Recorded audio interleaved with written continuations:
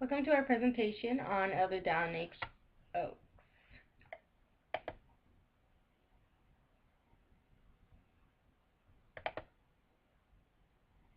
Presented by Alyssa Turner, Lorna Bryce, Carolina Galvis, Julia Schultz, and Ashley Lyman. First, here's a brief overview of his life. Elder Oaks was born on August 12, 1932 in Provo, where he grew up. He had two younger siblings, a brother named Merrill and a sister named Evelyn. He attended Brigham Young University for his undergraduate degree, where he met his wife, June Dixon. They were married in 1952 and had 6 children together. He graduated from Brigham Young University in accounting in 1954 and went on to law school at the University of Chicago, where he graduated there in 1957.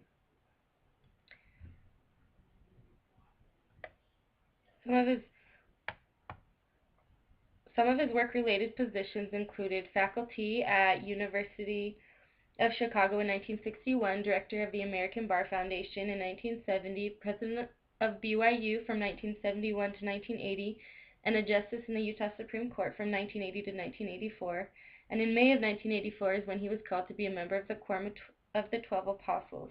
His wife, June, died in 1998, and he remarried Kristen McMain in 2000.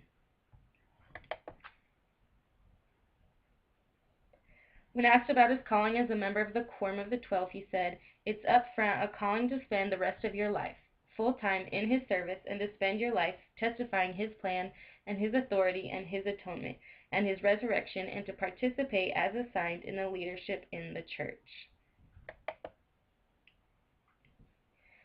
Elder Oak shares his greatest desire, which is simply to know what the Lord wants him to do.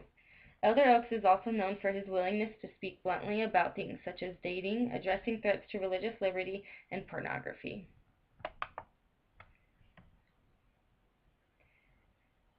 When Elder Oaks was 8 years old, his father died of tuberculosis, and as the oldest child, he was a big help to his mom when it came to help raising the family. Elder Oaks learned hard work from an early age. When he was about 12 years old, he began working for pay only to help his mom pay the bills. Later in life, his children learned early to recognize his capacity for work. Throughout his schooling at BYU, he worked 30 hours a week at the radio station. Toward the end of his time there, he also held a second job as office manager for a moving company.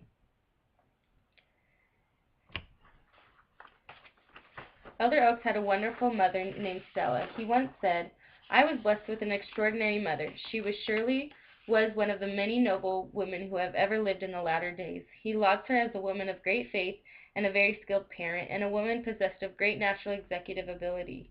Many outside the family would agree. Before her death in 1980, she was known as a force for good in Provo in both the church and civic service.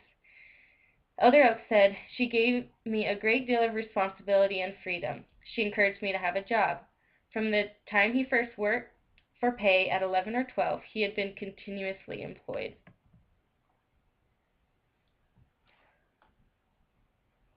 At a young age, Elder Oaks worked at a radio repair shop. This sparked an interest in him in the radio, and by the time he was 16 years old, he had obtained a first-class radio telephone license. This allowed him to operate a commercial radio station's transmitter. He had afterward worked as an announcer for the radio stations and then on to a sports announcer for different sports games.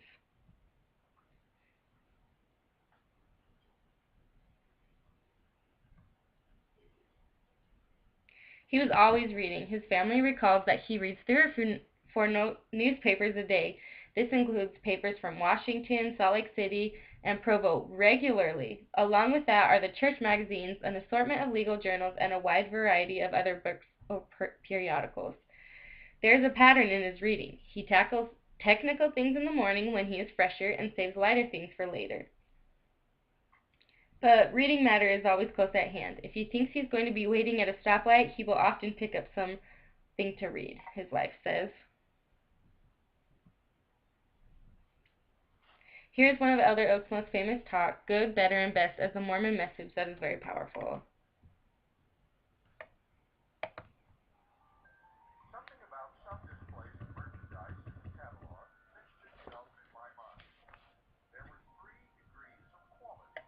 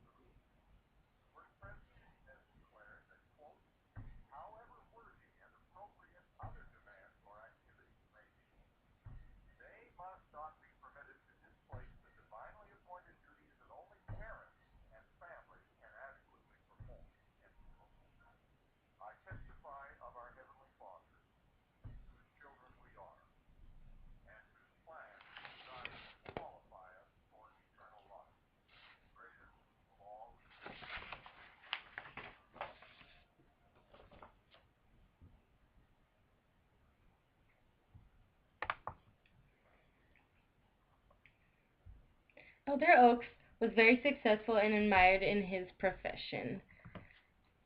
Right after he graduated from law school, he became a law clerk for the Chief Justice of the Supreme Court of the United States.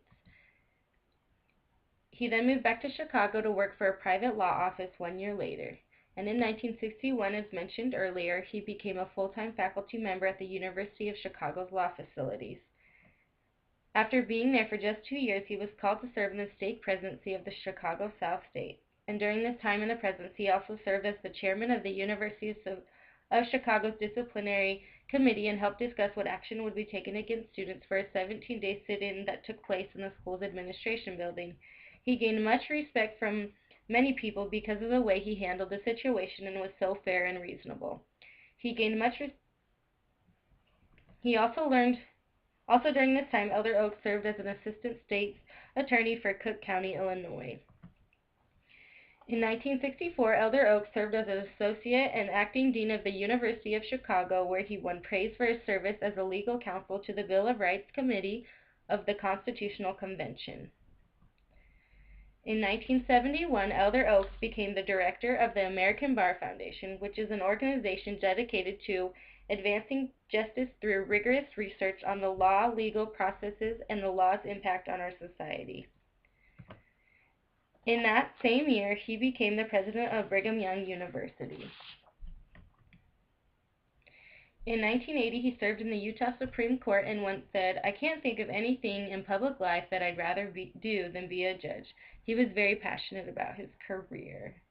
And finally, in May of 1984, Elder Oaks was called to be a member of the Quorum of the 12 Apostles.